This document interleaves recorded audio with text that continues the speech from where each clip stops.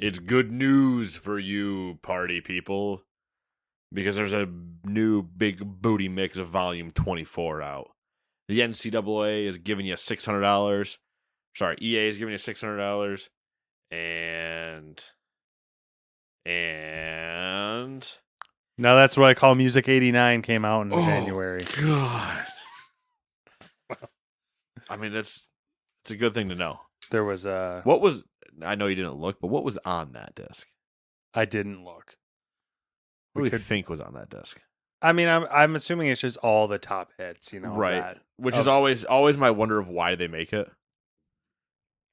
Also, to still be making it, clearly someone's buying it.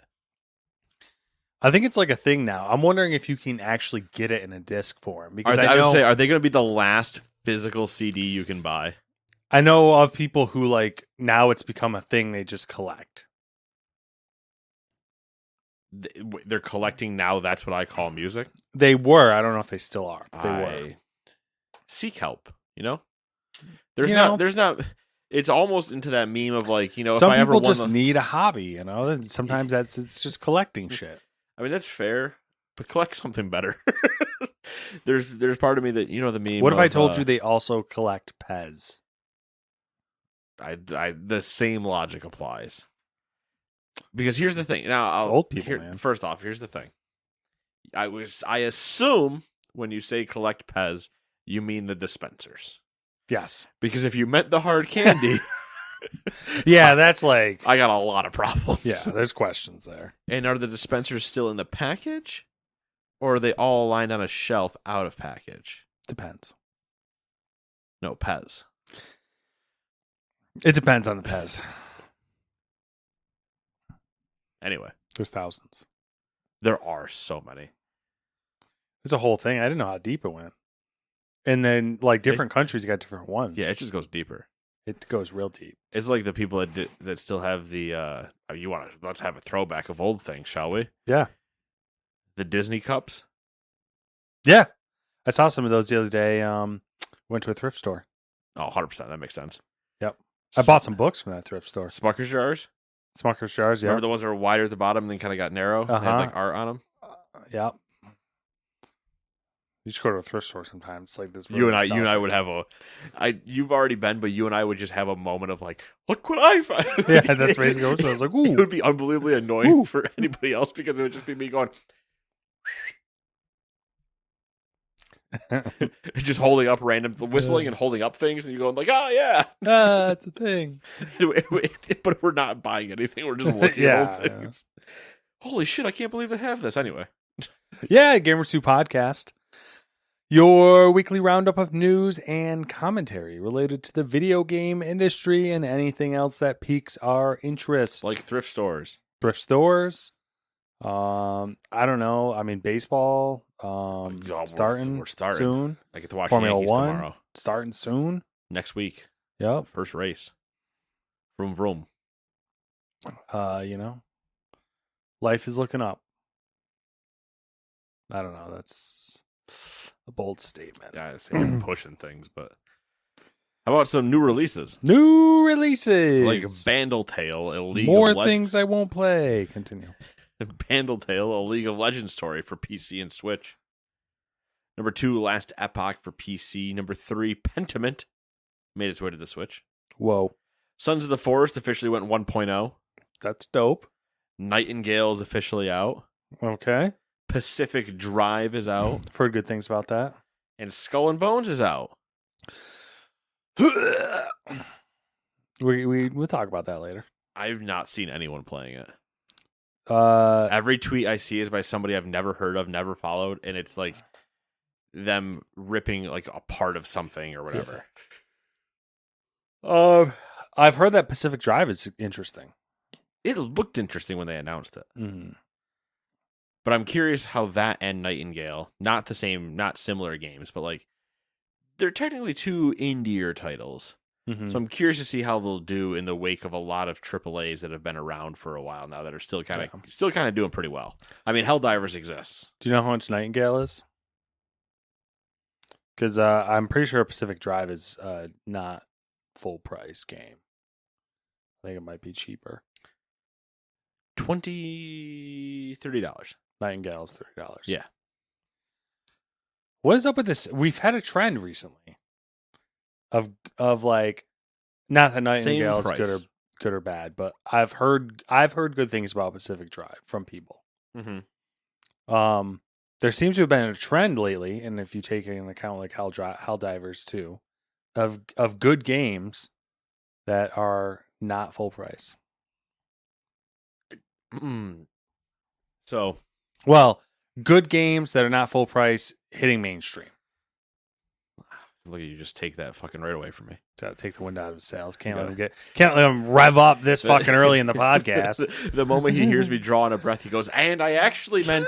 I'm like, all right, I gotta fucking get my razor out and start splitting hairs over here. Let me just do this before he even gets a chance. No, but you're right. It's. I think somebody who fucking quoted it.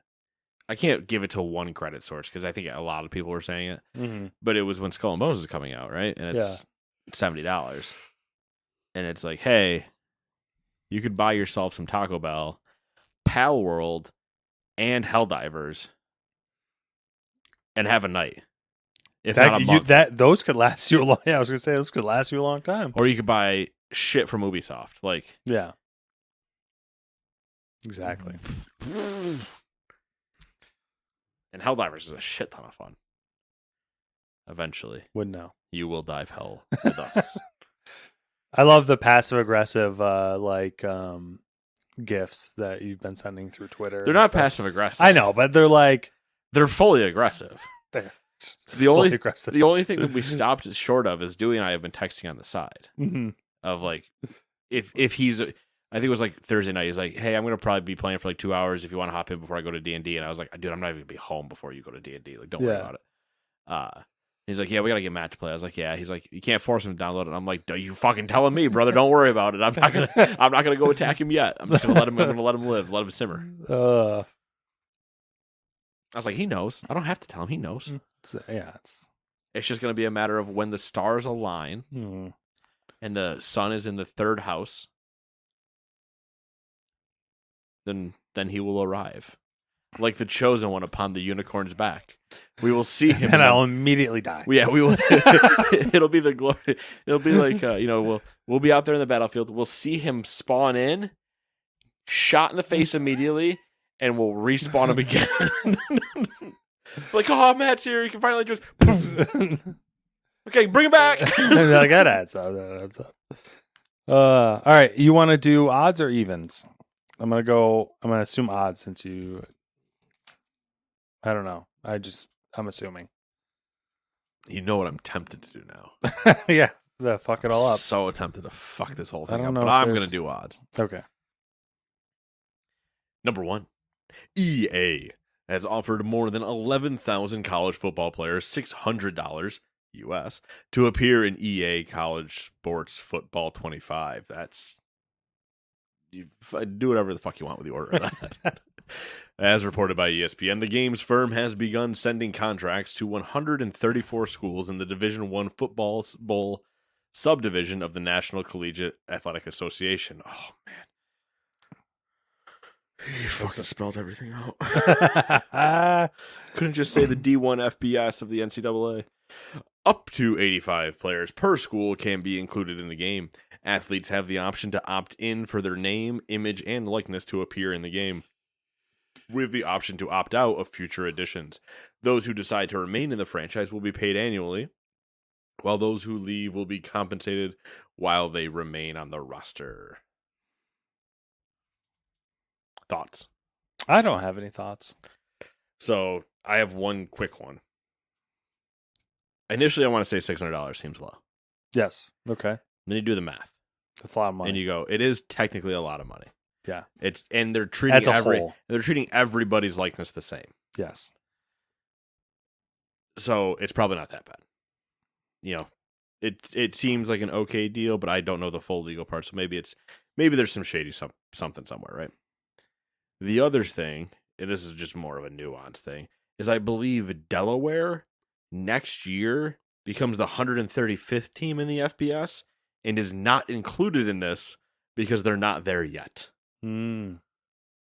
So like when college football season starts in August, they fall into that. When the game comes out in August or July or whatever, they're not part of it. Mhm. So none of their players can get the money. Nice. Maybe it'll be like a DLC or something. And they'll be like, I want to get it we out of added this. Delaware. We Mm. added something. So yeah, there's that was my one curious thing of like how are they going to work with paying people? And I don't know what I'm not good at math. But we assume I didn't do the math. Do you want me to do it? Nope. We talk? Okay. I'm doing it. I like numbers. Sometimes numbers make me happy when skies are gray. $6,834,000. Whoa. If all 85 from all 134 schools showed up. okay. All right. So, That makes sense. I saw. not too much to sneeze at. Wow. Big yawn just hit me right in the fucking mouth hole. They could also probably get away with a weekend's worth of Ultimate Team sales and pay for that, though. So maybe up it a little bit, Yeah, I was gonna say 6.8 or 4 6.9 figures. Let's at least start at 1,000. Yeah. I don't know. That's kind of a weird one. It's like, what's on the cover? Because you have cover athletes, then it's like, do you pay them the same amount? What if they don't? That's Normally they do, but yeah, I mean, that's kind of the thing. I feel like you can't put players on the cover then. I think when they've done cover athletes before for college football, it was Heisman winners. Mm. And I don't know how that works if they do. I'd have to look at them historically, and I don't remember because the last one was in 2014. If they did the Heisman winner and then that Heisman winner went into the NFL like that same year, so they put them on as the winner from last year, but they're not in the game, so they only paid for that one. Like I don't know. Yeah, it's had some weird thing going on. It'll be. We just got to make sure mascot mode is back in the game. Yeah, for sure. All right, number 2. A team of game developers who have worked on various AAA titles such as Mass Effect, The Witcher, and Doom Eternal have unveiled Fun Dog Studios. The studio is a minority-led and completely employee-owned game developer.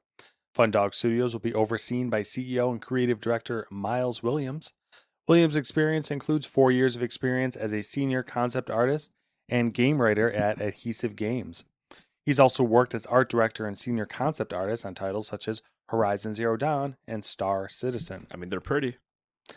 Williams said, quote, "We've worked on some of the most successful games ever and missed the days when the industry flourished with new experimentation, new stories, new gameplay, and new voices. So we formed our own company where we could be free to do that," end quote. Its debut title is The Forever Winter, a tactical survival horror game. Fun Dog Studios has not announced a release window.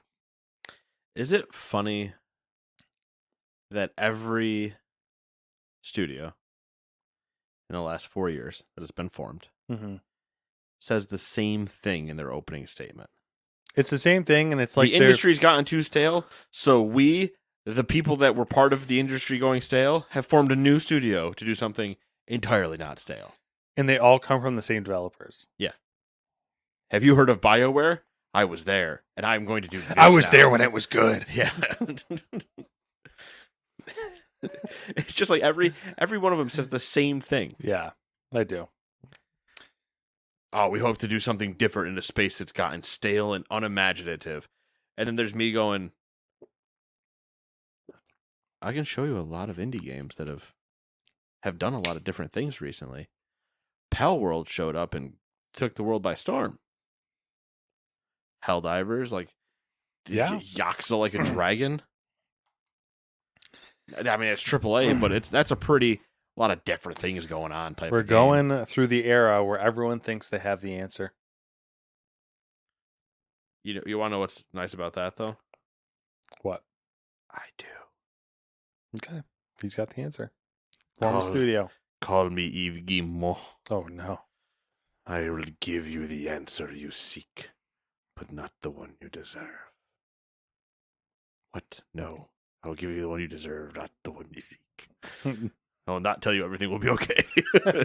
Because it will not. Where is Beyond Good and Evil 2?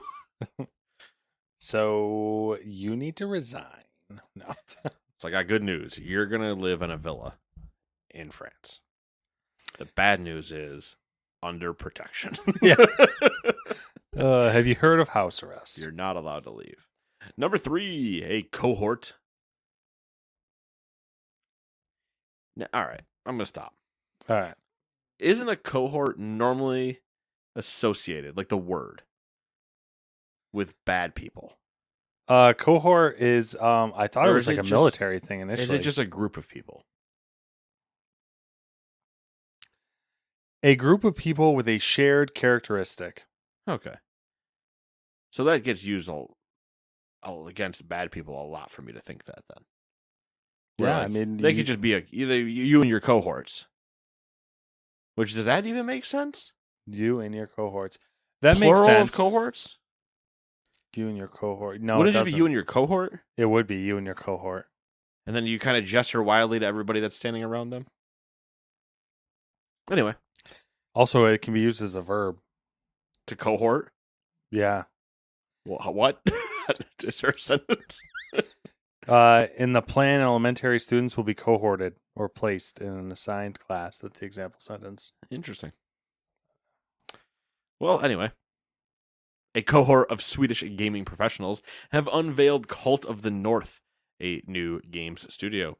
CEO Adam Schaub and Chief Product. Wow, I can't. Shaw really fucked you I up. really wanted to start doing a lot of things. Wait, Shaw- it fucked you up, and then as you were reading and you're messing things up, I also mentally was. So I think there's something with Just- that name that's just like CEO Adam Schaub and Chief Product Officer Marcus Jacob will oversee the game maker. Schaub's work history includes a prior role as Europe Vice President and General Manager at Mythical Games. I thought that was going to end and he was just Europe's Vice President. which would also be cool. Just all of Europe. He also had a 3-year stint as Vice President of Creative Production at King. Meanwhile, Jacob brings career experience that includes working at Embark Studios as Chief Commercial Officer. He also served as Senior Vice President of Candy Crush and its business performance at King. Cult of the North is currently working on its first title, Project Gundalf, a player versus player focused game. It's slated to be released on PC next year. All right, I immediately got a mental image. Tell me it's the same as mine. Oh, I hope so. I mean, I'm assuming like it's a wizards, aka Gandalf, with guns. I'm assuming a staff in one hand and a Glock in the other. Perfect. Ye shall not pass. Now hand me my 40. Heavy hitters though. King, basically creative production. Yeah, two of the King. leading roles at King Yeah, who rake money in. they do. The King does, and Candy Crush does as well. Well, I mean, one and the same, right? Yeah. Name another thing at King. Oh, a Candy Crush spinoff? Weird. It's a little bit of that Shadow Wizard money gang. We love casting spells and shooting guns. I'm picturing. Whatever happened to that game that was Squirrel with a gun? I think it's still in like the tech demo because Okay. Squirrel with a Gun was happening at the same time that Dinosaur with a Blade was happening. Okay. So at this point, we're just saying noun with noun with other noun, Mhm. doing verbs. I'm picturing like all of those. I'm just picturing a bunch of wizard memes now, just with guns. Dude stoned up. Gandalf rolling in. Rewrite Fast and Furious, but it's Gandalf and the Hobbits. Okay, that'd be interesting. Gandalf is Dom Toretto. Walking into Bilbo going, it's all about family. And then he throws out the duffel bag because clearly in this moment, Gandalf is wearing a full black Adidas tracksuit. I thought we were gonna go with a beater. Nope. That's underneath the tracksuit Okay. jacket that you can see because he's got a little bit of chest hair coming out just above the beater. And he's Gray, still got, obviously. obviously gray. And he still has a full wizard hat on. But the rest of him is a tracksuit, Yeah, an Adidas tracksuit. And he pulls out the duffel bag, throws it on the middle of the table during dinner. And Bill will get, curious, like, what's in there? And he goes, what we need. And he unzips it, and it's just guns. We're going to Mordor, and we're going straight through the fucking front gate. And then the next scene is them all in a flying V of Chargers. like Top Gear going through the desert, just a full V of vehicles straight towards the wall. There you go, parody film. Nailed it. Michael Bay. It's free money. Free money. All right, number 4. Xbox Game Studios has announced that it will be publishing 4 titles on the Nintendo Switch and PlayStation 4 and 5 consoles. We talked about one of these. As of tomorrow, this was probably a couple days ago. So this week, users who own either system can purchase Obsidian Entertainment's narrative title Pentiment and survival game Grounded. And then Hi-Fi Rush will be launching on the PS5 next week. And meanwhile, Rare's pirate-themed adventure Sea of Thieves will make its way to Sony hardware in April. Good list. What we talked about last week just got confirmed. Confirmed. And if we were doing a video podcast, there would be a big stamp would come over the video and just say confirmed. Yeah. Boom. Number 5, the CEO and former star player of Call of Duty League team Optic Texas filed a lawsuit against Activision Blizzard yesterday, accusing the publisher of wielding an unlawful monopoly over professional Call of Duty leagues and engaging in anti-competitive and extortionate behavior to the detriment of players and teams. The suit says Activision refused to grant licenses to other tournament and league organizers so that its eventual Call of Duty League would be the only game in town. Then it limited that league to 12 teams and demanded a $27.5 million entry fee from any would-be team, along with an, quote, Activision-approved corporate partner, end quote, for any teams owned by individuals. That last term became an issue for Rodriguez when he... Oh, this is talking about Optic Hex then, right? Yeah, I think so. Okay. Hector Rodriguez, when he tried to become an independent team owner in late 2020 by buying Immortals Gaming Club's slot in the league. The suit also noted the league's competitive balance tax as a wage suppression technique, something the U.S. Department of Justice agreed with as it sued Activision Blizzard last year over the issue. The plaintiffs also noted Activision rules for teams and players severely restricted their ability to earn compensation, sponsorship, and streaming money except through Activision. A little bit of we want so much money that we're not going to let anybody else get it. Yeah. Little greedy McGreederson. Kind of fucking rude, if you ask me. I guess we'll see how that one plays out. Yeah. I mean, he'd probably be fine in the one case, seeing how they already did go after them for the wage suppression, but yeah, seems like a good way to murder your competition. Your esports league. Also true. Listen, iPad. It does what it's told, or it gets my fist into your delicate screen. Number 6. Stormgate developer Frost Giant Studios has asked players to invest in the company to support marketing costs for the upcoming real-time strategy game. As reported by Kotaku, the studio announced a campaign on the equity crowdfunding platform Start Engine, where players can reserve interest for a $494 investment in Frost Giant. Players will gain, quote, multiple common stock shares, end quote, in Frost Giant, and the campaign will have a maximum of $5 million worth of shares, with the company valuation set at $150 million. Frost Giant explained the move by saying they decided to use their investment money solely for development, and they also cited the ongoing layoffs in the games industry as a decision to involve players in its investment. Stormgate debuted in June 2022, followed by a closed beta in December 2023. The game is due to enter early access in Q3 of 2024. The developer raised over $2 million via a Kickstarter campaign in early December 2023, which met its goal of $100,000 within 15 minutes of going live, as reported by PC Gamer. It's interesting. I don't know how I feel about it though. That's kind of why it's in here, because I also felt the same way, and they had other investments. They had investments. So on top of the Kickstarter campaign that's mentioned at the end, I think they had like $25 million that was invested into them, along with some other stuff, and that was the whole thing. Is they said, we decided to use that money to basically hire developers and sink it all into making the game, instead of setting some aside for marketing. So I get the thought process of, like, wanting to make the best game you can, but it does get kind of weird when you're.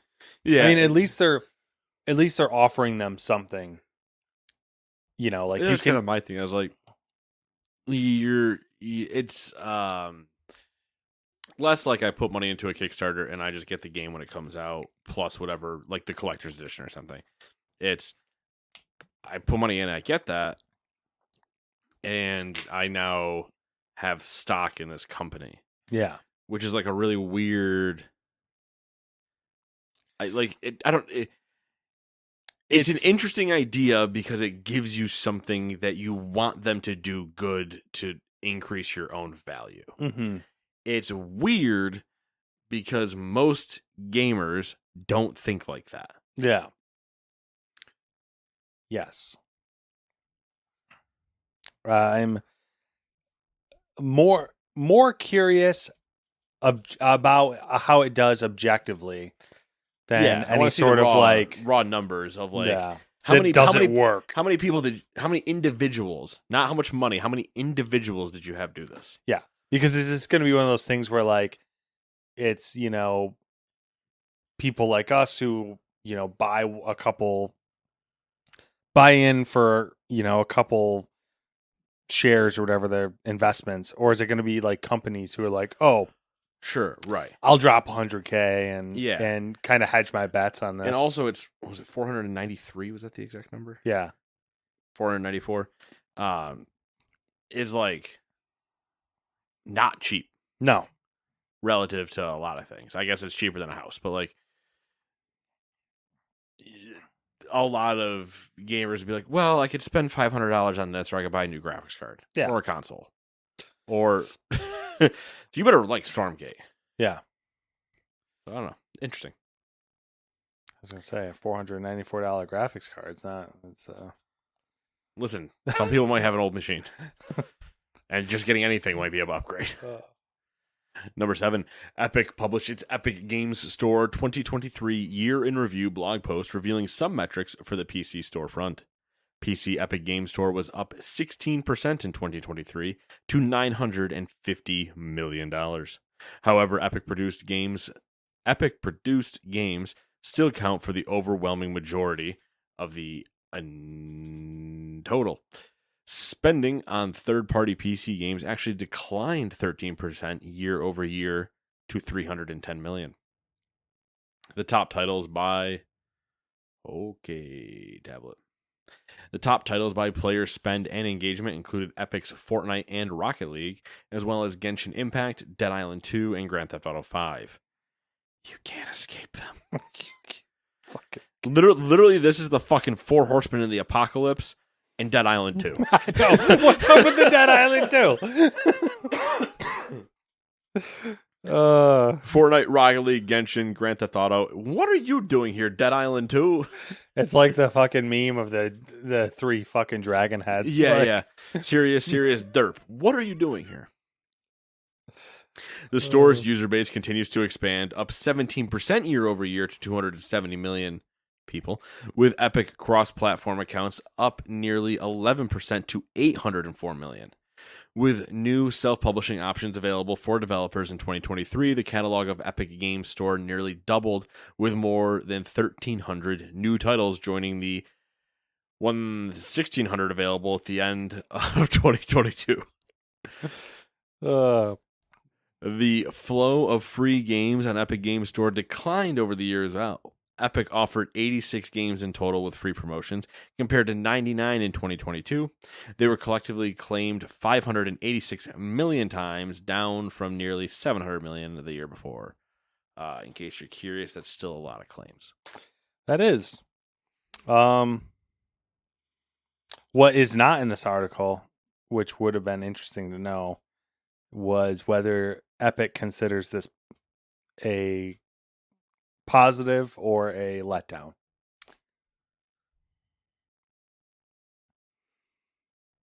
So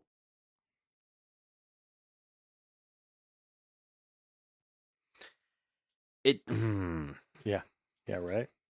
It's a tough one. I think they consider it a win. I'm trying to think. Is what they didn't get Baldur's Gate, right? I don't think so. No. So that's gonna hurt.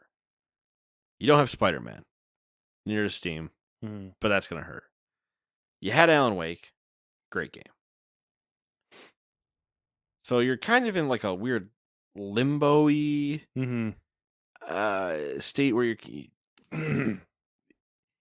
I guess the important thing is your breadwinners did the thing they're supposed to do. Yeah. And then Dead Island 2. I still don't know why that's there. Yeah. There's no good reason I can bring up for that to be there. But Fortnite's still making you money. Everything else is still making you money. And your store is getting a lot more things added to it. Mm. So while the number may go down in terms of sales, it also might stabilize. Like, I can't imagine it would continuously go down. There is we talk about it later. Not by double digits anyway. Eventually it's got to kind of hit like the 1%, 2%, up by 3%, down by 1%, and start doing that weird, very, very small like sine wave basically. Mm-hmm. There's one thing I should have probably tacked on with this, which I think will have a big influence on the Epic Game Store's, what's the word I'm looking for? Epic Game Store mind share, I guess is the best way to put it. Is Sure. The Epic Games has begun developing a mobile version of the Epic Game Store to launch on Apple's App Store in Europe. So, which makes sense because that's probably how they're gonna get Fortnite on there and have to get away from Apple. Yeah, and I know, like, Apple dumb, ha ha ha. But it is like one of those, like, it's, everyone's got a fucking iPhone, so all these kids be on their iPhones playing games and shit. So yeah, there's and what's the word I want? It's gonna be interesting to see, because like the free game thing is kind of irrelevant. The free game thing is just a bonus. Yeah, that can technically be zero if they ever wanted it to be. I think it did its job initially. It definitely did its job initially, and now it's kind of just like existing. Yeah. I'm surprised it's more than 52, honestly. Yeah, I think as we, every year we'll see it like peter down. I think you'll get to around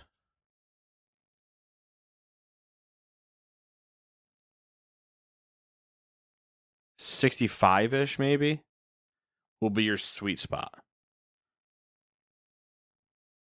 Not counting like when they decide to, because the problem is, I say 65, assuming that they do one every single week, and then they do their typical like 13 days of Christmas where they hit one every day.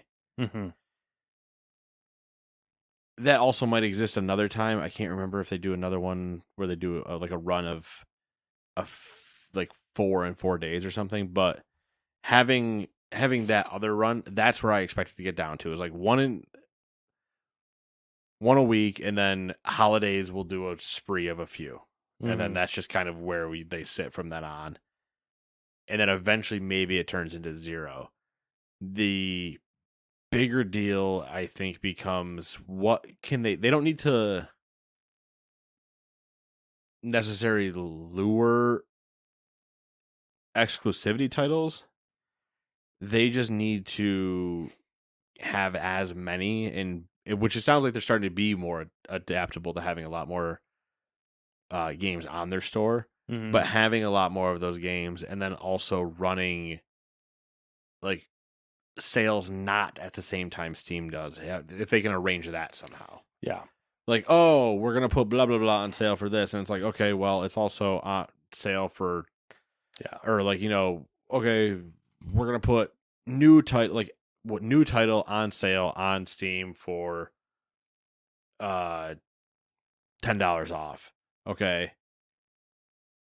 2 weeks later, Epic's gonna run it for $20 off. Like, trying to we're penny pinching, but we can give you a better deal over here and still try to suck a few people in. Yeah, they kind of need, I don't know how to describe it. I get what you're trying to say, but like I don't think they should necessarily be taking Steam on head to head. They kind of need to fill the gaps.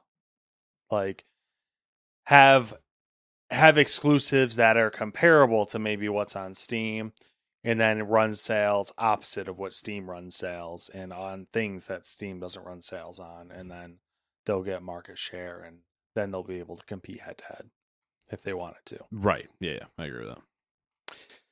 Alrighty then. Number 8.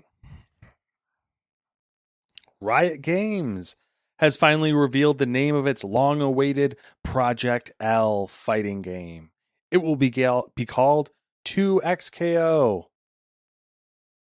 Riot is saying that 2XKO will be fully released next year for PC, PlayStation 5, and Xbox Series. They are promising high levels of mastery, limitless player expression, and adrenaline-inducing competition, while offering streamlined controls and gameplay mechanics that enable faster fun. Other features include Duo Play, which is 2v2 co-op tag team play, League's Runeterra, iconic LOL champions are reflected in new and exciting ways, yet always remain true to their core. Controls, streamlined controls enable faster fun while preserving the game's high level of depth and mastery. FGC Focus, 2XKO will bring the rivalry and camaraderie of our IRL arcade to a live service online game. The game will be playable at various venues this year, beginning with EVO Japan in April 2024. Riot also hopes to enable at-home testing before the end of 2024.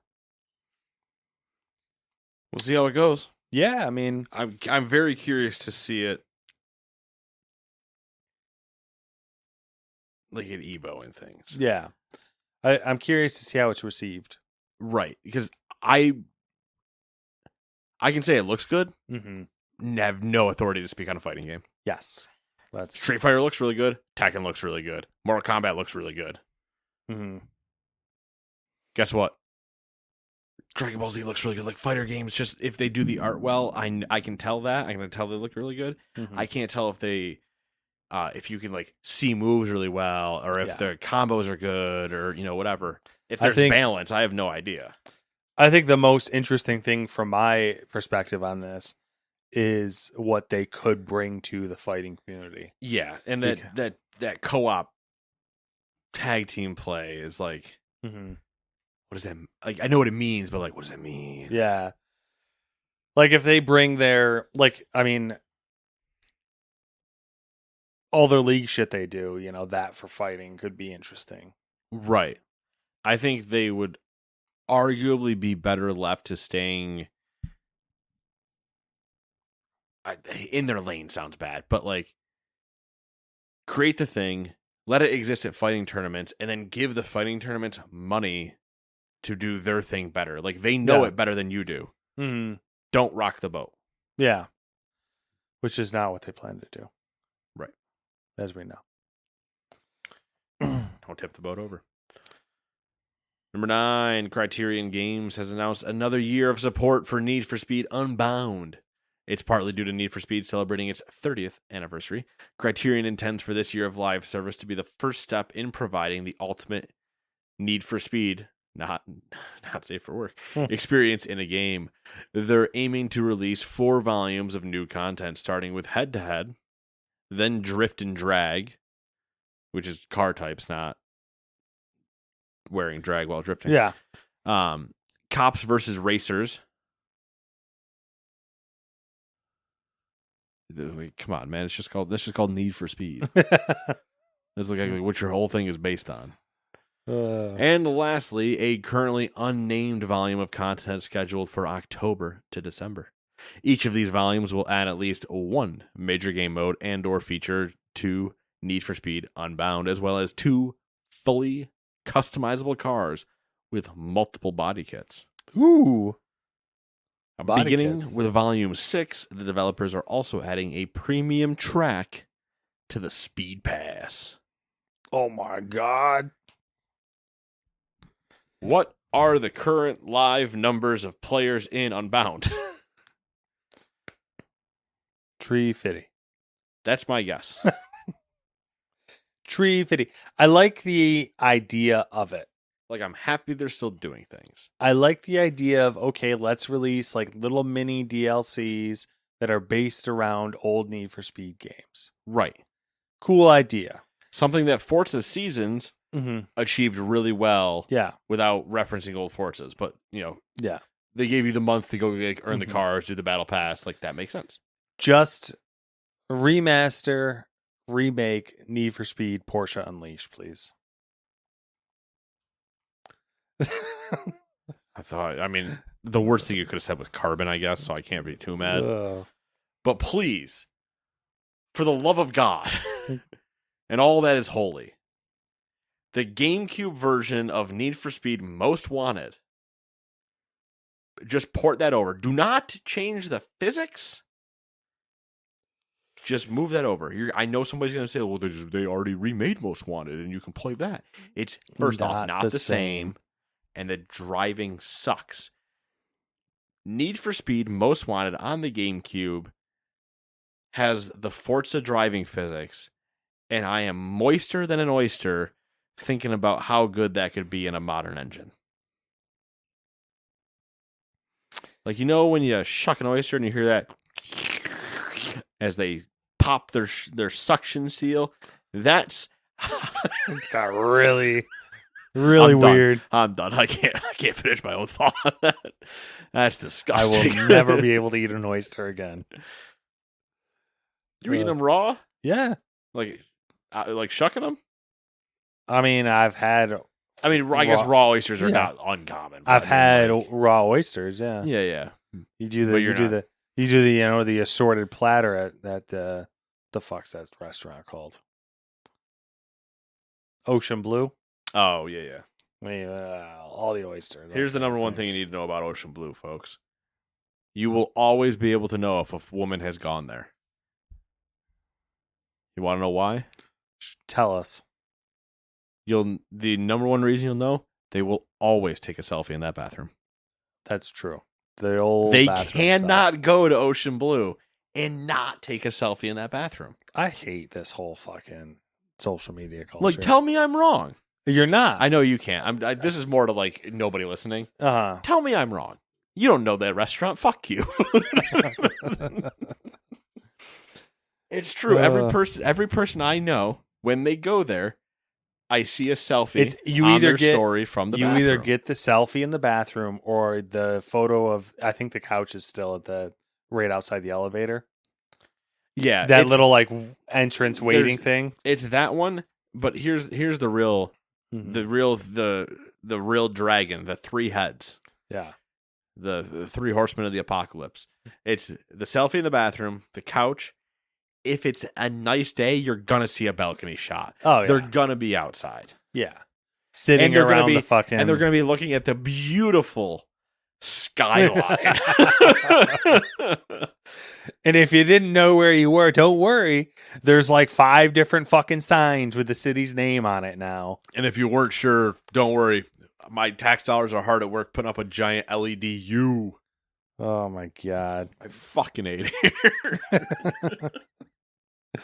The bathroom thing just kills me every time, because can you imagine walking into like a Denny's and doing that every time? Like, just think about the psychoticness of that. You're like, this Denny's bathroom has the perfect lighting. I'm going to come here next week and get another selfie. Who does that? I don't know, man. It's what, like, they treat Ocean Blue's bathroom. I'm going too far into this at this point. They treat Ocean Blue's bathroom like the gym bathroom. The gym bathroom makes sense. You got your workout on, you get swole. You do the here's my ass in sweet shorts. Yeah. And I'm gonna flex for you. Yeah. All right, that makes sense. I get that.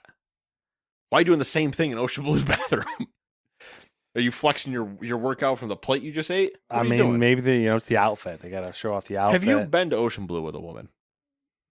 Yeah, I mean, generally, but not ones that take photos and. Well, okay, so yeah, sure, but I guess yes.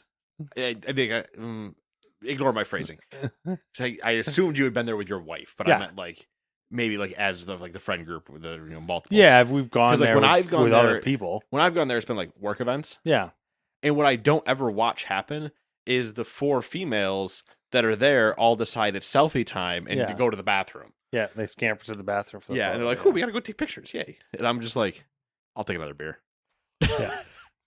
What are You're we just doing? like looking at your watch, like, why the fuck am I here again? Oh, free food. That's why. I remember. All right, next up, we got Nintendo Switch's Direct Partner Showcase. Honestly, I'm gonna save you a lot of time. Nothing really to talk about. All right, here we go. Grounded and Pentiment coming to the Switch. Ender Magnolia Bloom in the Mist, Summer 2024. A Ranger Up Role Puzzling Adventure, Summer 2024. Unicorn Overlords got a demo. I'm so happy for that because that was one of my favorite named games in a while. Monster Hunter Stories. Guess what? Summer 2024. Disney Epic Mickey rebrushed. I'm actually kind of like I'm not excited. I'm not gonna play it. Yeah. But like I'm happy to see that still living on because that was a pretty big Wii title. Remember it coming out and everyone's like, it's actually really good. Yeah. Remember who Oswald the Lucky Rabbit is? Nope. That'd be the villain. And that would All be Walt Disney's first character before Mickey. Oh. So Mickey's the usurper. Right. Except that in this we treat this as Oswald's coming back to claim his throne and Mickey needs to, you Brush him. gotta cut that off. You Yeah. know. Yeah. Snip, snip, and then you see Mickey with a shotgun. All right. And Gandalf behind him going, yeah, bitch. And then we got Shimigami Tensei 5 Vengeance, June 21st. It's such a great name for a game I never want to play. Yep.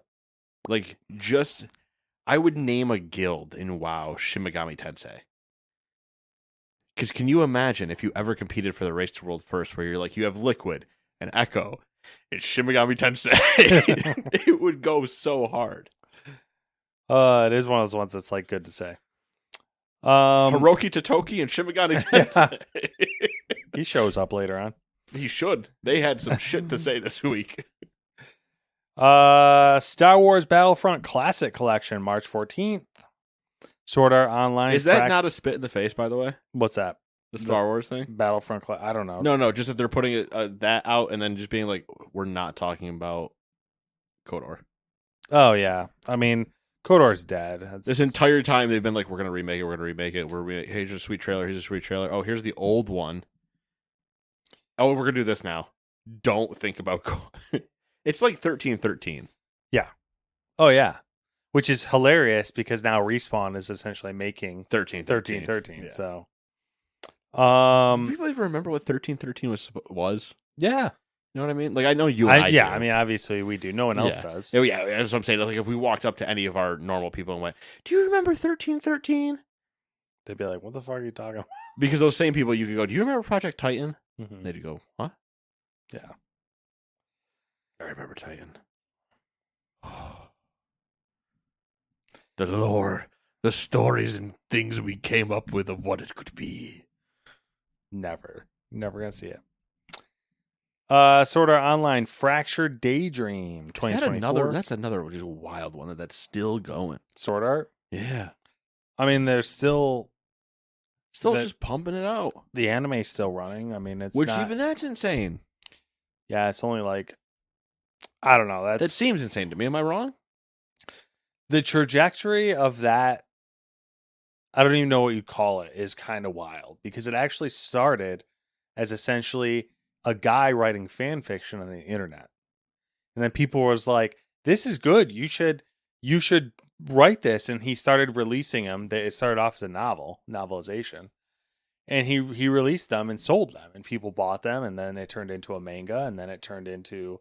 Can you ask for anything more? You know what I mean? Anime. And then they got rewritten into a novel again. And now then they got movies. And now we're on to...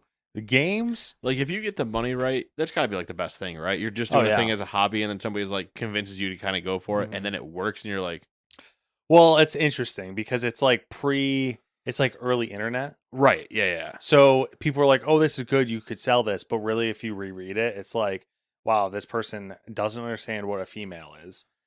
There's all the it's got all the anime tropes hard. It's got all the tropes hard, but I just mean like, ignoring the content, just conceptually, you do something, put it out there. Somebody says, "Dude, this is really good." Yeah, you should try to push to do this more, or take a professional stab at it. Content creators, whatever. Yeah, like all the D&D people, like with the D&D people, Twitch streamers, depending on like what they're doing. Like if you're a stats person, right? You're a baseball stats person, and you were having all these things and coming up with these models and being like. Or not models, but like graphs and whatever. Like, this looks really good, and I can explain this really well. And it's like, why aren't you working for like the Athletic or Fangraphs or somebody like that? It's like, give it a shot. Like, see if they have an, whatever. And it's like, oh, I can entirely stop doing. I can stop doing the McDonald's run now because I've made a life-changing, successful move to something I enjoy and love based on what was a hobby of mine. Yeah, when you're making good money, Jimmy Broadbent. Yeah. When you're making good money doing something you love. Yeah. I don't know. I don't know what that feels like. You never work a day in your life. Hey. Yeah, exactly. But I mean, Jimmy Broadbent. Yep. Racer. Race car driver now. Yeah. Legitimately, instead of just being a sim racer, he's now a sim racer that is in a real car. Yep. Winning races and shit. Yeah. Like. Wild. Like, can you imagine? You remember, oh my God, what was Freddie W's? I'm gonna miss it. Rocket Jump, Freddie W. and Matt Arnold. I think it was Matt Arnold. Doing Video Game High School. Okay. And it's teen camp. But did you remember watching it, right? No, you didn't watch it? No, I tried watching the first episode and I was like, this is too cheesy for me. So it's cheesy teen camp. Yeah. But I think it's really, really well done. Mm-hmm. Like, impressively for knowing like their budget and how they were doing things and whatever. I think it's really well done. But the entire thing is, random person kills number one player in the world, gets super popular and gets invited to the thing. They'd be like just showing up to a sim racing event and like just signing up for a random cup and finding out that Lando and Max and some other people are in it, and you smoke them in the final lap to win the entire thing, and everybody's like, who the fuck's this guy? Who the fuck are you? Yeah. And then it's like, all right, show up, we're gonna race some more. This is insane. No one can like that. I don't know. It just sounds it's so main character, but it sounds so cool. Oh yeah. I'll never know. Neither will I. Gundam Breaker 4, 2024. Super Monkey Ball Banana Rumble, June 25th. World of Goo 2, May 22nd. Console exclusive. Fantasy Life I, The Girl Who Steals Time, October 10th. Another Crab's Treasure, April 25th. Penny's Big Breakaway, which came out the day of. Suka Game Multiplayer Mode Expansion. Pepper Grinder, March 28th, and a demo came out day of. Pocket Card Jockey Ride On, out on Switch the day of. Contra Operation Galuga, March 12th. I don't know if I say Galuga. That. And then a bunch of rare games coming out on Switch, or came out on Switch. Ooh, that one looks nice. Endless Ocean Luminous, May 2nd. And then there's a whole bunch of other stuff. Snufkin Melody of Moomin Valley, March 7th. Fucking Snufkin, it sounds like a hitman. Demon Slayer. Time for you to get in there and get him, Snufkin. And then Kingdom Come Deliverance Royal Edition, May 15th. Or March 15th. I have nothing else to say about that. And there was the direct. Yeah. Important thing is the Pokemon Direct is next week. Yes. So be Yep. ready for disappointment in that as well. It may be later on the list. I don't remember at this point. All right. Well, you know what time it is then. Rumor Roundup. You went high. The upcoming reboot of Crazy Taxi will be a AAA game, according to one of the Sega studios working on it. And I believe we already talked about that. Oh, I don't remember. Because I think it was Sega said they were treating them as AAA games. Mhm. And Okay. more than Crazy Taxi, like the other ones also. Yeah, all of them. Not Sunset Overdrive. Oh my God, Jet Set Radio and the other ones. According to Leaker and Nate the Hate, You stole your name? Fable is targeting next year as a potential release window, and Contraband might launch this year. I honestly forgot about the existence of Fable. How did you forget about our boy, our Lord and Savior, Richard Iowati? Because they announced it, they didn't And talk then- about it for fucking ever, and then probably closed the studio that was working on it. and then they randomly dropped a teaser with Richard Arwadi in it, who we didn't realize was going to happen, and then they stopped fucking talking about it again. Yep. I mean, even Contraband, nobody's really talking about. Yeah. Capcom might be preparing to release a Dragon's Dogma 2 demo on PC. Let's go. According to an insider, the Switch 2 will be revealed during the traditional E3 season in June. RIP E3. We now call it Keeley season. Yeah.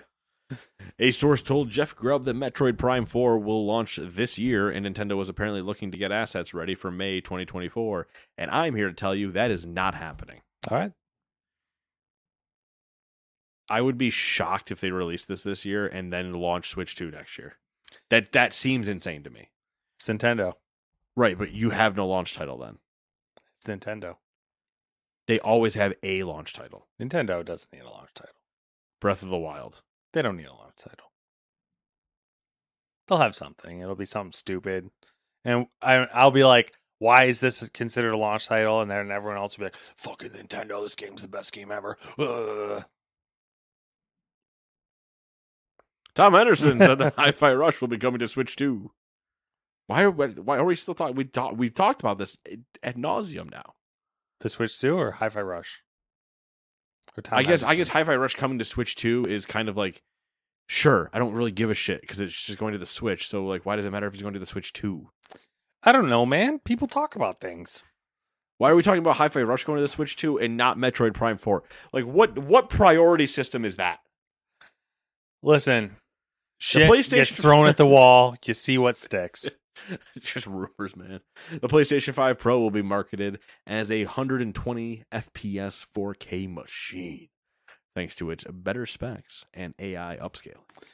Yay. Let's do the thing where we say it's 4K 120 frames per second, but it's really not 4K 120 frames per second because it's got some weird fucking frame generation bullshit. So it's Or some 90 bullshit frames. where it's like it's actually 1080p, but we upscale it to 4K using AI. So we agree that it's 90 frames and actually 2600 by 1900. It's probably 60 frames per second, and they're doing like, The Samsung bullshit. Clear motion where it's 240 at 120. well, that's the thing now with FSR3 and DLSS3 is frame generation, where we make these. We charge you $1,000 for the video card, but it can still only do 60 frames per second at the games. But we're going to call it frame generation, and we're just going to duplicate frames so you get 120 frames per second. But hey, don't ask about latency or anything like that. It doesn't double your latency. I swear. I promise. I fucking hate all this tech, bro. I hate all this new shit. There's just also a CEO with a bag over a body that's just labeled latency with just a knife going.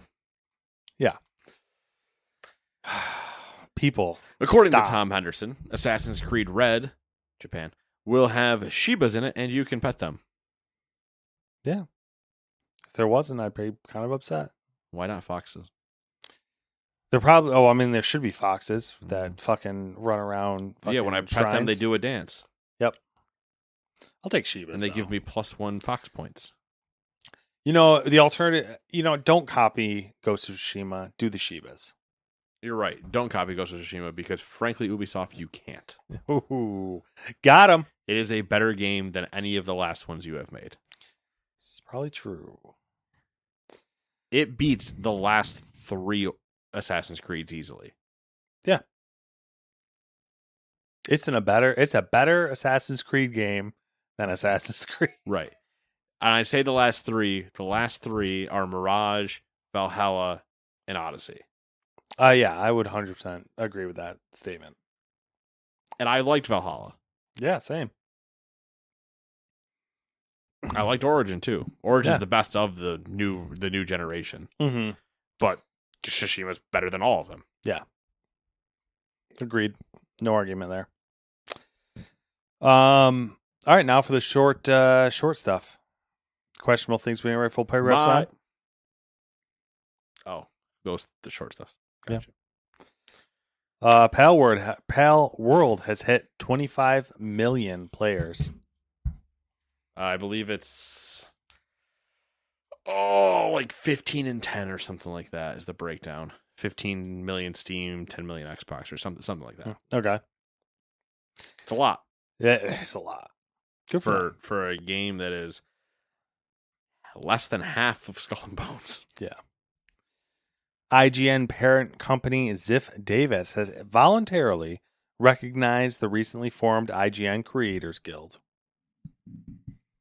Better recognize. They're just going to sell it off or close it down. We recognize you, and There's the see door. you later. You all can go that way as one unit. Games publisher Gameloft has conducted 38 layoffs at its Leave? I don't know how to say that city. Ukraine office. And an unknown amount of layoffs at its Toronto, Canada location. Well, if it's like the K one, is it Kiev? It's not So Liev. Maybe Leave. I don't know. Liev. Did they get That's real? hard, Did that's they hard to say. get real bored and just put letters that are next to each other in the alphabet down naming cities? There's a Miev and a Niev and a Piev and a Kiev. I don't know. They can't be bothered to come up with good names. They're busy. Neither can we. We took all of ours from Europe. It's true. We Every did. one of them. Yep. And if it wasn't over that, it was about whatever geographical feature was near the town. In our area, it's either from Italy it's either from Europe, as in like Italy or Greece, or France, or it's Native American. or it's a geographical feature. I can't think of any of their geographical features. Oh yeah, I guess yeah. Okay, fair enough. There is a Phoenix, a Texas, and a Mexico. Yeah. Yep. All near each other. There's what else other way? There's an Ohio. Mm-hmm. Norway. Yep. Entire country. Mm-hmm. I mean, then you got all the Greek stuff like Ithaca. Yep. Syracuse. Yep. Syracuse, Athens. Athens, and then you got your Native Thermopylae. American. Is there really a Thermopylae? There might be. there might be like some weird. Oh, and then you can't. Oh, that's right. You can't forget about this Greek one, Hoboken. Hoboken. Were you the one that I was looking up Pussy Lake with? Yeah. Okay. We were trying to find where Pussy Lake was because somebody said they got stranded near Pussy Lake or whatever. We're like, that can't be a real place. because It's a it real was- place. it wasn't Brennan, was it? It might have been. Because he was saying that they were getting pizza Mm-hmm. and they mentioned a pizza place, and then somehow we went looking for Pussy Lake and we found it. Yeah. I don't know. I don't remember how the Yeah. steps we got to get there, but I remember that we definitely 100% found it. It's fantastic. Man, the fact that exists. It's good stuff. Do you think that's where the Loch Ness Monster is? When you really think about it, I mean, if they're smart, if it's gonna be somewhere, it's not gonna be in the fucking in the Loch Ness. Yeah. Also, Loch. What a weird way to spell that. It's weird. Transylvania, Yeah. Geneva, Mm-hmm. There's too many. Schenectady, Albany. Albany, Yeah, all of them. Rochester. New York? What was it called originally? New Amsterdam? Is around, yeah. Before it was New York, I think It was something less else, the right? island and more the, yeah. Yeah. All right, anyways, Thunderful CEO Martin. The Dutch? CEO Martin Wolsheff Not a name of a place at all. Just the Dutch. has said the company's restructure is off to a good start as it reports a full year loss of $60 million. Oh. Everywhere developer Build a Rocket Boy has reportedly been hit with layoffs. Build a Rocket Boy was founded in 2018 by former Grand Theft Auto producer Leslie Benzies. Activision Blizzard has released 130 employees from its Ireland branch, which was a part of its 1,900 planned layoffs.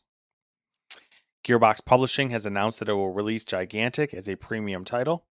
Developed by Abstraction Games, Gigantic Rampage Edition will launch in April. Do you remember that? Yep. It will not feature microtransactions and will include new content such as 2 additional playable heroes. Do you think it does better this time? I think it does better this time, strictly on I don't know what the word I'm looking for is. I think I had a stroke. I'm having a hard time coming up with Nostalgia? words. Not necessarily nostalgia, but just like the Faux hype? yeah. Of like it being like re-released kind of. I have a feeling it flares for a month and dies again. Yeah. Because when Gigantic came out, Kind of what it did. it was a shooter MOBA, whatever. But because it was hero based, it got lumped into every other hero shooter. Gigantic came out, Overwatch came out, Battleborn came out, Paladins was out. Like everybody was doing hero shooters, and things got pushed aside. Gigantic and Battleborn died. Mm-hmm. And so to see Gigantic coming back, it's like you better be hoping you have a skin in the game, or if you're not doing microtransactions, are you just turning servers back on, kind of to just kind of like let it play out for a year or like a few months and see the feel and see if people actually stay on and then turn it back off? Or do you think you got it down to the point where like we can let it stay on for a while? Like it's not hurting us any to have 100 players hit this server and play. I don't know. Maybe they changed something. It's actually good. Maybe. We'll see. Yeah. Tales of Arise have sold 3 million units. Xbox head Phil Spencer has clarified that Microsoft will continue to support physical media. We are supportive, this is a quote, we are supportive of physical media, but we don't have a need to drive that disproportionate to customer demand. We ship games physically and digitally, and we're really just following what the customers are doing, end quote. Humble has raised over $250 million for charity to date. Indie game studio and publisher Monumental has entered another agreement to acquire mobile developer Game Circus. Epic Games has begun, I already said that. The PlayStation VR 2 headset is getting official PC support later this year. Is that not weird? It is weird, but it's a good move because they're probably sitting on a shit ton of them. It's a great move. When this came up at work the other day, the one guy I always talk to immediately was like, "What do you think about PSVR 2 going to PC? Like Sony officially supporting it." I was like, "Well, seeing how they launched PSVR 2, less than a month later, the community had already cracked it most of the way to work." And them like actually embracing it and having that track record that porting things, if they're cheap enough, they'll just do. This is not that. It's really weird. It's conflicting messaging out of Sony. And it's one of those where for me, I'm like, why didn't you just fucking do this from the beginning? I think it's kind of like a floodgate thing where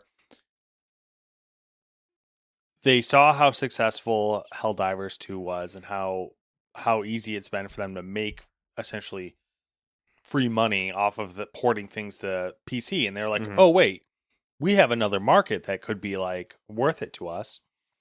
And then they like take that in combination with the fact that the VR2 headset did not sell as well as they had hoped it would. And people have been chomping at the bit they're like, why don't you bring these to PC? This would be great. Yeah. So that someone at Sony was probably like made a good decision. Yeah, the other thing that gets me about it is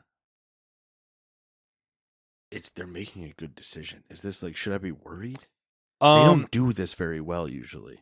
Yes. There's 2 good decisions. There's going to be 4 bad ones. Well, my thing is they're like, yes, we're officially going to bring it to PC, but like that, that doesn't mean the support's going to be good. Right. And I mean, the thing that we talked about with was, okay, cool, they're bringing it. The reason that I have to assume that they didn't do it immediately, one, is because they're Sony, but is they wanted to attempt to drive sales on PlayStation somehow. But the problem is chicken and egg with VR. Yeah. If you don't have software to drive it, you have no reason to buy it. Mm-hmm. And guess what you don't have on PlayStation? Amazing VR titles that justify spending $500 again on that. Yeah. If you could have ever gotten Half-Life Alyx over, that would have been the best pull you could have had.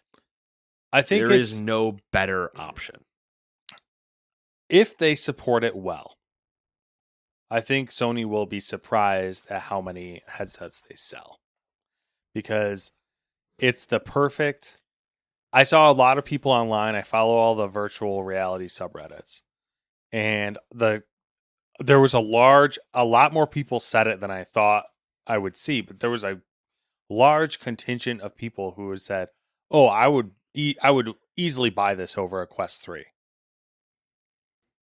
And that's like kind of crazy to me because the Quest 3 is kind of the go-to like bang for buck headset, but this has a lot of features like eye tracking and all that, foveated rendering, and it doesn't have to deal with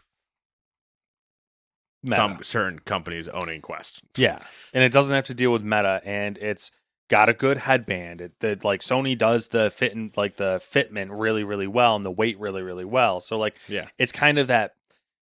It is, in my opinion, I'm not super into VR as much as like I have been in the past.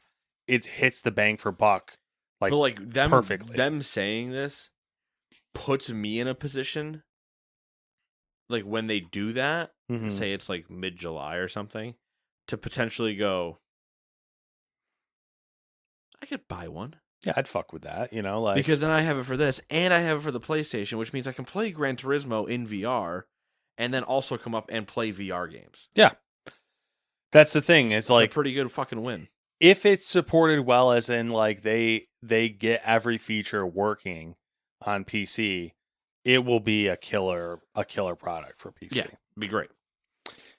No Man's Sky is once again free to play this weekend. Prince of Persia: The Lost Crown will be updated with free DLC, but no specific details yet. Lionsgate has released the official trailer for the Borderlands movie. It's so weird to me. I haven't watched it. I don't even just mean like the trailer, like the casting and the movie. I don't know. From Software has released the trailer for Elden Ring: Shadow of the Erdtree. It'll arrive on PC, Xbox One, Xbox Series, PS5, I said PS5 twice, on June 21st. A lot of people pumped. Looks pretty. It's said to be 2/3 the size of the original game. Whatever his name is, I don't know, the guy who does all the From Software games. Oh, yeah, I don't. Yeah. He said it's his biggest DLC he's ever made, biggest expansion he's ever made. Damn. The PlayStation Portal has been hacked to run an open source PSP emulator. Dead Island 2 has received a surprise release on Xbox Game Pass, but only for console. The player cap for Helldivers 2 has been increased, but the CEO of developer Arrowhead Game Studios warns that it will still likely hit its limits this weekend.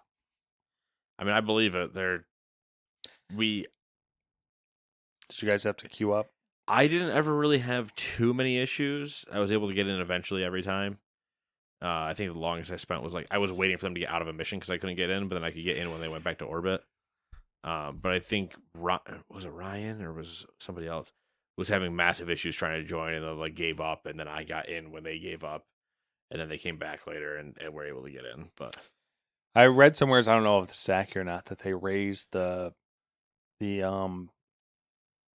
player cap to 700,000. Yeah. Which honestly doesn't, like, considering that how hyped, like how much steam this game's got going for it, that doesn't seem like enough. It's one of those where it's like, that's probably enough with the timeout thing they're doing to solve some of it. Mm-hmm. Well, not all of it, but I also understand not going Full hog. literally what everybody's always joked about, like Call of Duty, like, why don't you just spin up 75,000 servers? Yeah. And it's like, yeah, except that you also need to You need to have the You can- infrastructure to support it. well, it's like you can do that depending on your environment. If your environment's in the cloud, if it's on premises, that's different. Yeah. Whatever. But it's like you can do that, but you also need to have the plan of when and how do we start scaling back? Like, okay, we just spun up a new one. We now have to get the players that are on that one off. Mm-hmm. So do we just turn off the server and crash things? Like, that's or like do kind of you- the thing. It's like you have no idea how their back end works as Right. far as the game is concerned. or do you just do a Tuesday maintenance patch where we'll be down for 4 hours and it's just you unplugging servers really quick? So that way when everybody jumps back in, they realize that there's less servers now. Because they're all operational costs, another servers, another blah blah blah, another blah blah. Larian Studios has confirmed it's been working on official cross-platform mod support for Baldur's Gate 3. That's pretty cool. Nightingale Studio Inflection Games has said it's prioritizing the development of an offline mode following fan feedback. Always have an offline mode. Stop being always online. A new report calculates that Sony's value dropped by around $10 billion last week following its revised PS5 sales forecast. That's a lot of money. Sony president and PlayStation chairman Hiroki Totoki Yeah. has said Bungie could be better at assuming responsibility for its development timelines. They could. I love that. They could be better. It's a little passive aggressive. Get your shit together. There's a lot of people that could have said that for fucking 10 years. Yeah. And finally, insider gaming sources have revealed that Skull and Bones, which is dubbed as Ubisoft's first quadruple A game, Oh, God.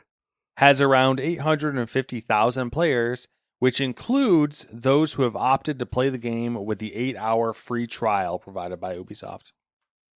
Tell me those numbers next week. I'm gonna guess 300,000. What's the 1 week drop off time? I'm gonna guess 300,000, and then the following week after that, it'll be 20-something thousand. And then the following week after that, 5. Yeah, total, one hand. Mm-hmm. Anyway, so it's been 7 days. What you been up to? Not a whole lot. Last weekend, I went to the Auto Expo in Syracuse. There's an auto expo in Syracuse. There was an auto every Valentine's Day weekend-ish. There's an Auto Expo in Syracuse. I only know about the normal show. Oh, the Syracuse National. The Syracuse Yeah. National. This is all new cars, so like basically car manufacturers and dealers bring their Okay. new Yeah. cars. I think we've gone like once or twice. Maybe you didn't go with me. Maybe it was other people. You and I have never done that. Okay. I'll tell you what you and I did do. Next year we'll go. We walked around the state fair and looked at cars, and we're like impressed by minivans, and that's where I think you and I Yeah. both realized, it's over. Yeah. Next year we'll go because Samantha won't have any interest in going next year. We should do the Syracuse National. I've never been. You've never been to National? I've never been I've been to to Nationals. National. So we'll do that. I'm interested in that. That's an easy one. We should do that. I made the mistake. We'll get Dewey to go too. Yeah. He'll do anything once. So it's all new cars. Okay, yeah. I made the mistake of sitting in a Honda Civic Type R Okay, all right. and a GR Corolla. Interesting. All right. I want one of them. I don't care which one. You didn't sit in an Integra though. I did not sit in the Integra Type S. There was one there, but I just was like, I was just curious. That's the third one in the list. Yeah. It's a Civic Type R with like a better interior. So yeah. So you should have sat. I know. What else was there that was interesting? They had the Hummer EV there. That thing's fucking huge, dude. I believe it. Like Hummers are already stupid. Like your eyeballs would be at like the bottom of the window. Yeah, I believe that. Technically, I mean, I'm not short, but like my eyeballs are at the bottom of some people's trucks now. Yeah. What other interesting stuff was there? I mean, I don't know. There's not a whole lot of crazy stuff out now. So like, I mean, there is, but like, it's all the same. You know, like, Yeah. I sat in the new Nissan Z, which was really underwhelming. Hmm. Sat in the new Mustang, also really underwhelming. Yeah, when I drove the, I don't remember what year it was, a 20 Yeah, it was 2017 it Mustang. was the previous gen, like not the new one, but the previous generation one. Right, but I think when I drove the one in Texas, it was like I think it was a 2017 when I was down there for the wedding, Mm-hmm. and I was like, yeah, Yeah. you know, like it was a fun drive, but it wasn't fun enough where I was like, I'd spend the money. Yeah. And it wasn't. I mean, it wasn't like uncomfortable, but it wasn't impressive. Yeah. What was surprising was like how like we went. I mean, I like to look at cars in general, but we went because Samantha's lease is up this year. So Right. Best way to see options. Yeah, without being harassed. So even then, still probably.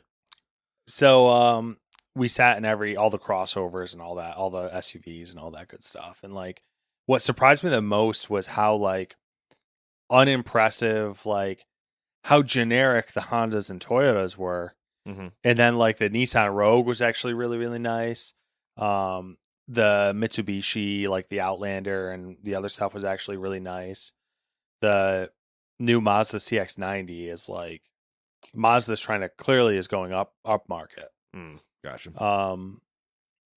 Check those out, and then I checked out the trucks. I looked at some trucks, but they're just like they're so fucking expensive. They're so expensive. I only sat in 3 of the trucks because like I didn't. I'm like at the age now where I like don't really. I'm only gonna look at things that are like either are realistic or like that I'm curious about. So right. Like, so you basically would stop at like an F-150.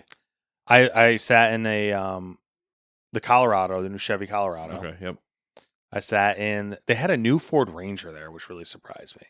I sat in that. Then I sat in the Ford Maverick. Yeah. Okay. Yeah. What do you think of the Maverick? I think I'm gonna buy one. Okay. That's what I was wondering.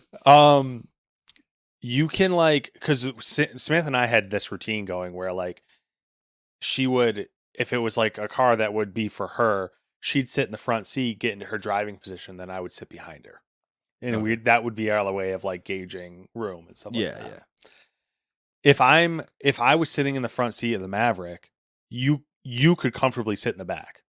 Oh, okay. And I was like looking at it like, what is this TARDIS bullshit? Like, what do you got going on? This thing's fucking like, but that's kind of the trend though. Is like, I was surprised by a lot of cars to where like, I don't know how they're just getting really good at like room. Finding extra space or whatever. But the Maverick was really nice, and it's I think, I mean, it's still expensive, but it's not like $45,000 like the fucking Ford Ranger is. True. So I mean, you remember us sitting in that one red truck at I think it was a Chevy. Maybe it was their Colorado. There was the Silverado, which was a goddamn tank. Yeah, it was that one. Yeah, it was fucking huge. Massive. But it was like, it was that sitting in that driver's seat going, I don't even know how I'd steer this thing. Yeah. And it does not fit in my garage, I'll tell you that right now. Yeah. And then we went to the luxury floor, which it's just fun to look at. Yeah, it's the Porsche Boxster there, which was $105,000. Oh, that's chump change.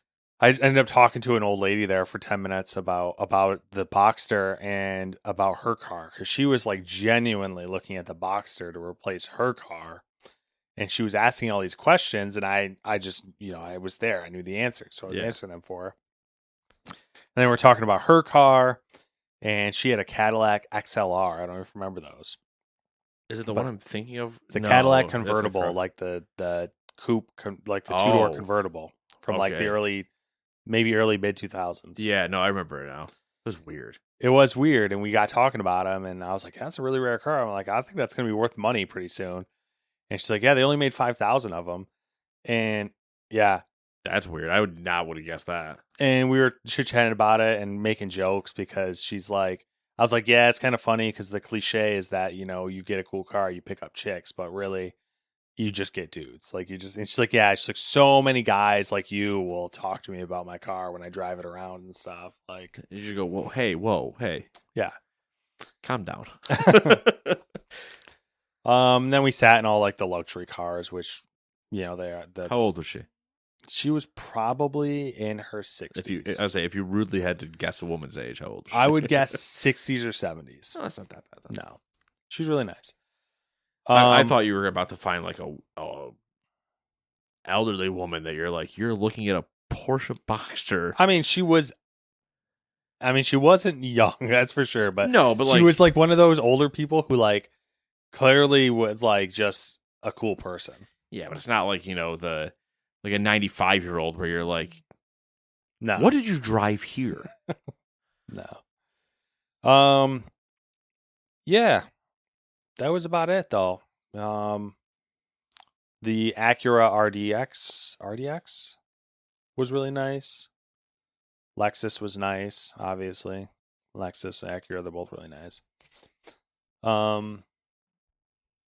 Yeah, I think Samantha's short list is probably like the cheaper SUVs, like the Nissan Rogue, the Mitsubishi Outlander. Yeah.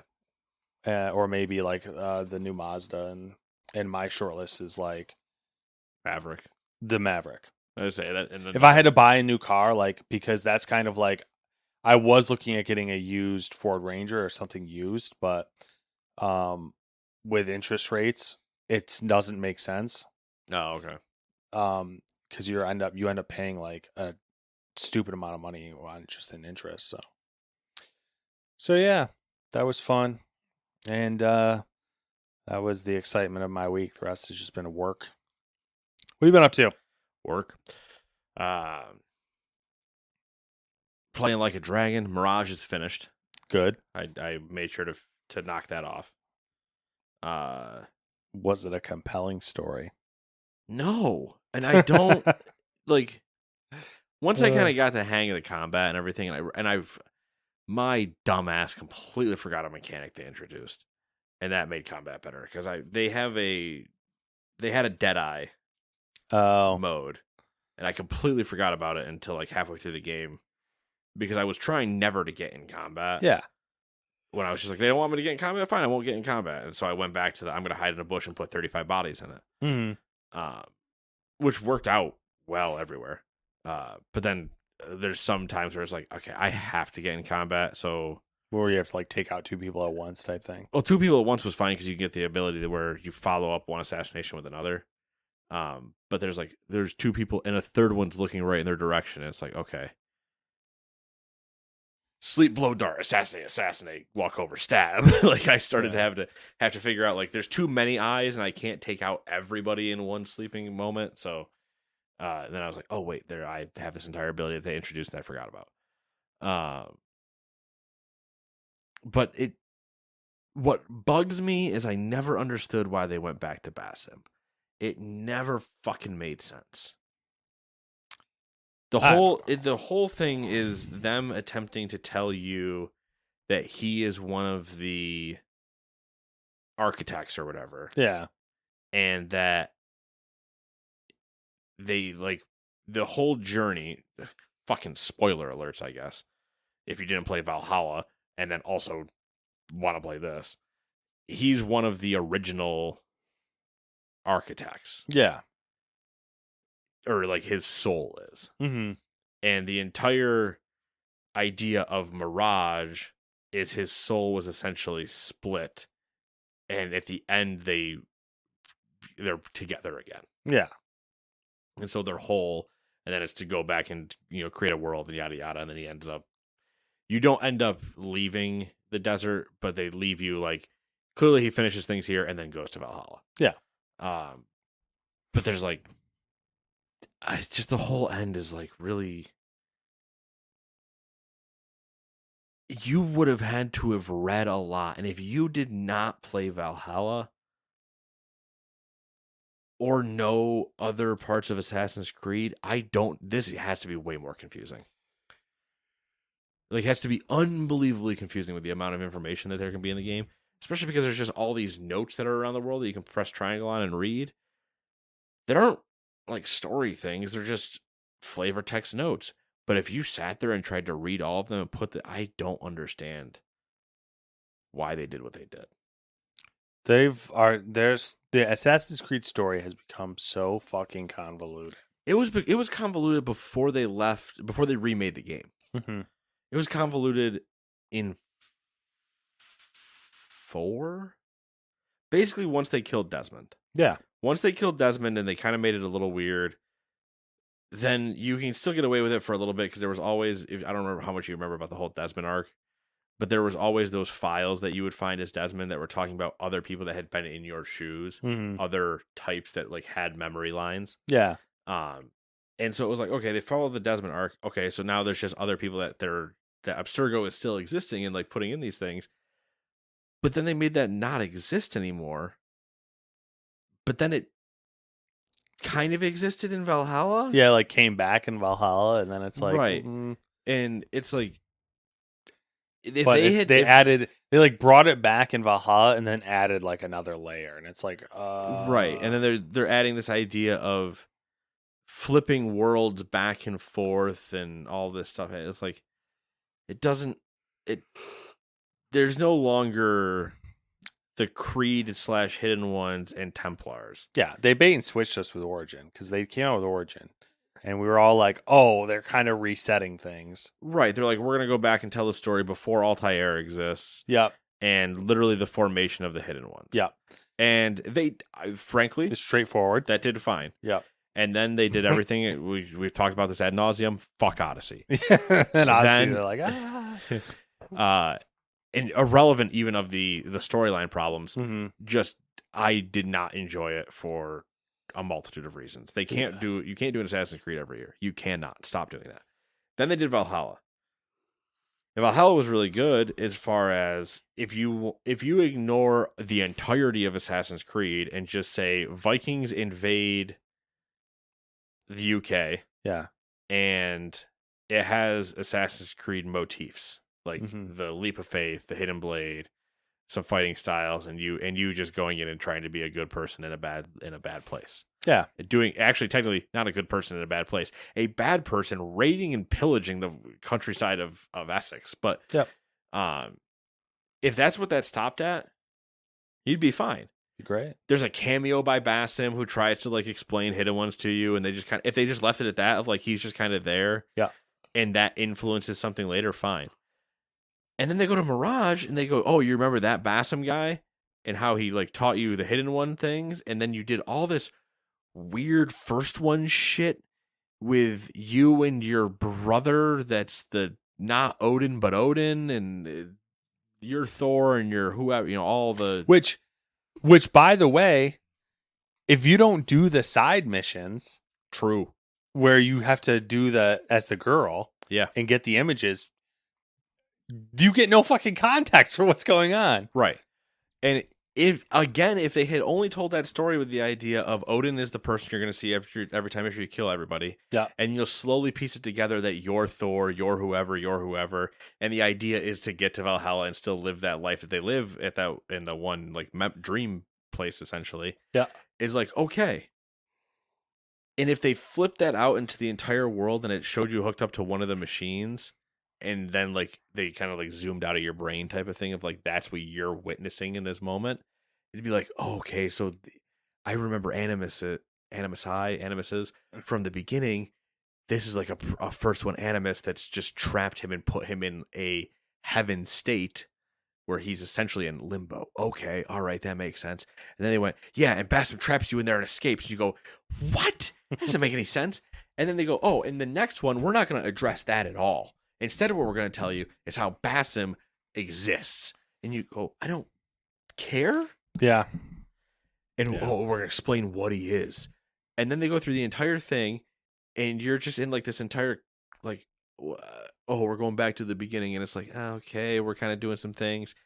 And then they explain it at the end, and you go, okay, I get it, but like, I don't care. It doesn't set anything up where I go, there was no like, oh, it was just like, okay, yeah, that makes sense, but like it's not defying anything. It's not crazy. It's relatively bland. I think it would have been a lot better potentially to you just be an assassin watching Bassam go through all this. Yeah. And being a almost constant 2-person game. Yeah. Where he is always over your shoulder. Mm-hmm.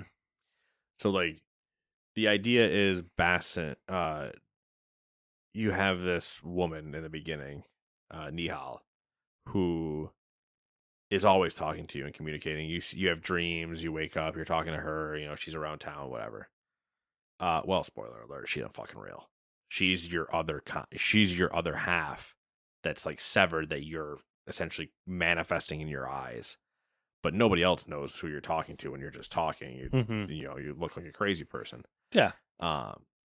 But if that is flipped and you were actually Nihal and there actually was a Bassam, and like when you went to do missions, if you did that Deadeye thing, it would almost be like, I don't know how much you remember about Brotherhood, where you target them and hit go, and it's just assassins like jumping in, taking it. So it's like you guys are doing essentially combo kills, like synced up executions. Yeah.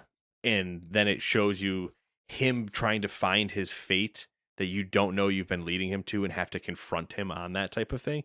And then he kills you and then goes that way. That would be a much more interesting way to, I think, tell that story than just, run around and do things. You're haunted by some random demon. Who cares? It just doesn't do it for me the same way that I think a different way to tell that story would do. But either way, it's done. I'm on to Like a Dragon. I'm now at the Animal Crossing part, I guess. The fucking Tahiti phase of Like a Dragon. The game's insane. I love it. It's so much fun, and I can't begin to describe you what's even going on. So I'm not going to. Yeah, I'm just gonna tell you to play it. Like a Dragon. What else? Played some Helldivers with Dewey. Fun time. Chaos. Killing people, getting killed. It's a great time. Bringing democracy to places. Always. Democracy. Yeah, just a lot of that. Yeah. Nice. If you haven't seen any of the Helldivers clips, just all floating around, they're great watch, I think. They're entertaining to me, and I love the people putting like Vietnam song tracks over them, like Fortunate Son and everything. Because there have been missions that we went to, like the Creek is the famous one. But any of the robot ones, it was raining and it was dark and it's windy and it's just palm trees and you're just like, yeah, this is Vietnam. And then I call in a napalm strike and huck it, and you're just like, yeah, no, I understand. I hear Fortunate Son like playing in my head. So yeah, it's been a lot of fun. And then obviously still playing WoW and stuff. So yeah, nice. Got a lot of Like a Dragon to go though. I don't think. I mean, what was the time to beat? Like 110 hours. Like I got a ways to go. It's super long. Yeah, I'm only level like 18, 17 in my party. Okay. I don't know what the level finish is, but I don't even feel like I've scratched the surface. I think I'm in chapter 5 or 6. Probably haven't. But like, there's still so much going on in the story. It's insane. So yeah. Anyway, anything else? I got nothing. Perfect. We will see you guys in 7 days. Toodaloo. Bye-bye.